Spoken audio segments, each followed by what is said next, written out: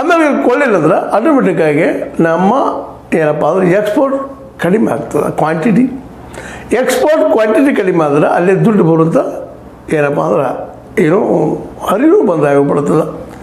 ವಿದೇಶಿ ಬಂಡವಾಳ ನಮ್ಮಲ್ಲಿ ಬರೋದು ಈಗಾಗಲೇ ನಿಂತು ಹೋಗ್ಬಿಟ್ಟದ. ಹಾಗಾದ್ರೆ ಮ್ಯಾನುಫ್ಯಾಕ್ಚರಿಂಗ್ ಆದರೂ ನಮ್ಮಲ್ಲಿ ಬಂದವರು ಮ್ಯಾನುಫ್ಯಾಕ್ಚರಿಂಗ್ ಸೆಕ್ಟರ್ ಹಾಕ್ತಾರೆ, ಉದ್ಯಮಿಗಳನ್ನ ಹಾಕ್ತಾರೆ, ಅಂದ್ರೆ ಅದು ಸಾಧ್ಯತೆ ಕಡಿಮೆ.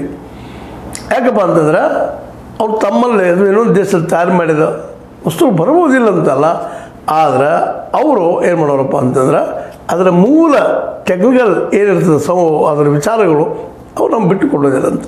ಕೇವಲ ಬಂದಿಲ್ಲ ಹೂಡಿಕೆ ಮಾಡೋರು, ಹೂಡಿಕೆ ಮಾಡ್ತಾ ವಸ್ತುವನ್ನು ತಯಾರು ಮಾಡ್ಕೊಳ್ಳೋರು, ವಿಶ್ವ ಮಾರ್ಗದಲ್ಲಿ ಬಿಡೋರು ಬಿಟ್ಟು ಸಾಧ್ಯಷ್ಟು ಮಟ್ಟಿಗೆ ಅಲ್ಲೂ ಸಹಿತ ನಮಗೆ ಲಾಸ್ ಆಗೋದು ಸಾಧ್ಯತೆಗಳಿದ್ದಾವೆ.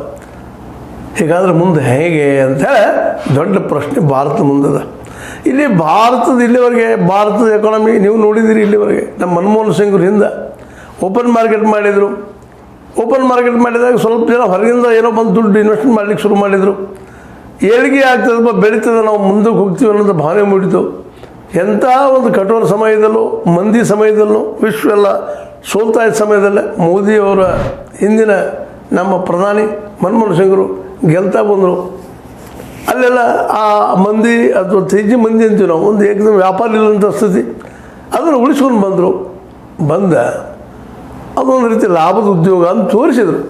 ಆದರೆ 2014 ನಂತರ ಬಂದಂಥ ಮೋದಿಯವರು ಆ ಒಂದು ಕಾರ್ಪೊರೇಟ್ಗಳನ್ನು ಅದವರು ವಿದೇಶಿಗರಾಗಿರ್ಬೋದು, ನಮ್ಮಲ್ಲಿಯವರಾಗಿರ್ಬೋದು, ಅವರ ಮೂಲಕ ನಮ್ಮ ಎಕಾನಮಿಕ್ ನೀತಿಯನ್ನು ಬಲಿಷ್ಠ ಮಾಡಬೇಕು, ನಮಗೆಲ್ಲ 2 ಕೋಟಿ ಉದ್ಯೋಗಗಳನ್ನು ವರ್ಷದಲ್ಲಿ ಕೊಡಬೇಕು, ಪ್ರತಿ ಬಡವರಿಗೂ 15 ಲಕ್ಷ ಹಾಕಬೇಕು ಅನ್ನೋದು ಏನೋ ಒಂದು ಕಲ್ಪನೆ ಇಟ್ಕೊಂಡು ಮಾಡಿದರು.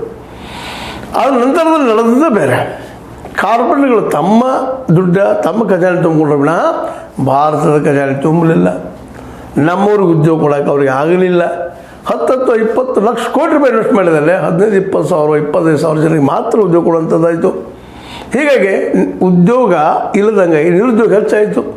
ಮ್ಯಾನುಫ್ಯಾಕ್ಚರಿಂಗ್ ಸೆಕ್ಟರ್ ಸೋತೋಗಿಬಿಡ್ತು. ಎಲ್ಲರೂ ಮಷಿನ್ನ ಅಥವಾ ವಿದ್ಯುತ್ತನ್ನು ಮತ್ತೆ ಉಪಯೋಗ ಮಾಡಿ ತಮ್ಮ ಮ್ಯಾನುಫ್ಯಾಕ್ಚರಿಂಗ್ ಡೆವಲಪ್ಮೆಂಟ್ ಮಾಡಿಕೊಂಡ್ರು. ಇಲ್ಲಿ ಕಾರ್ಪೊರೇಟ್ಗಳ 1/3 ಇಡೀ ದೇಶದ ಸಂಪತ್ತಿನ 1/3